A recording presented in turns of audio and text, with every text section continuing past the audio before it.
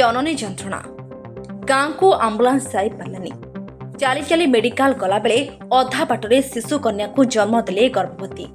रास्ता कादुओ थिबारु आंबुलांस जाई पाला नहीं गाँ को अधा बाटरे प्रसव हेले प्रसूति। एभली अभावनीय घटना घटी रायगड़ा जिला कल्याण सिंहपुर ब्लॉक सदर चांचड़ा साही सुनील प्रास्का श्री बनिता प्रास्का आज राति 3:15 समय गर्भ जंत्रणा हेबारु आंबुलांस को जोगाजोग करथिले। आंबुलांस पहुंची सुधा गाँ को रास्ता नथिबारु आंबुलांस जाई पार नथिला।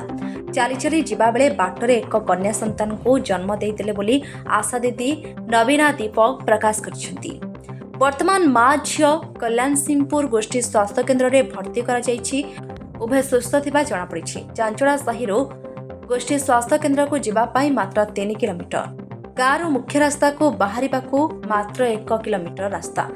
दुर्भाग्य रास्ता कादुओ पछपछ कौनसी जानवाहन तो दूरर कथा चली चली जावाक भी संभव नहीं। फल लोके बिलहीन दे यातायात करती। रायगड़ू आकाशमा नायक रिपोर्ट एएम मीडिया 24। मो ना नवीना दीप केसिंगपुर बीर आशा। कौन है मैडम आज कौन होता बोले डेलीवरी प्रसव वेदना आरंभ है 2टारे मत 3:15 कॉल कले मु 3:15 गली गाड़ी डाकिली 3:20 गाड़ी आसला जेहेतु से रास्ता कादुओ गोड़ भासी जाऊे गाड़ी जाई पाला ना रास्ता रे गाड़ी रहा मु गली से माँ पाक गली माँ को केमती आणबी बोल के से व्यवस्था कली घरे खट मध्य ना कि पुरुष लोक मध्य जड़े किए नहांते घर घर बुली समस्त उठेला पर किए भी छुईबा नाराज मारा हो आम छुईबू ना बोल कहले से माँ को हाथ धरिकी आणुलु अधा बाटे से डेलीवरी हो गला।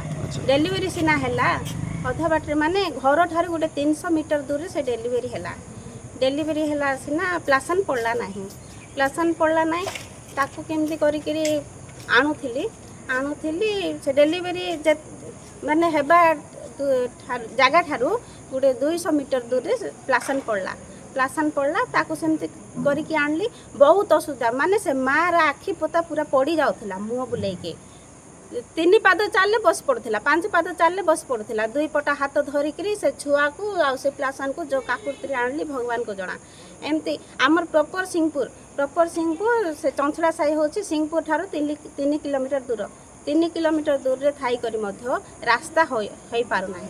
रास्ता न होबा हेतु बहुत हैरान होची आ सेठिकार माँ माने भी बहुत हैरान होचंती। गाड़ी जाउ नै से माने एमती काकुर्ती एक डेलीवरी हेले मु एमती हैरान हेकि सब बेले आनी थाउची।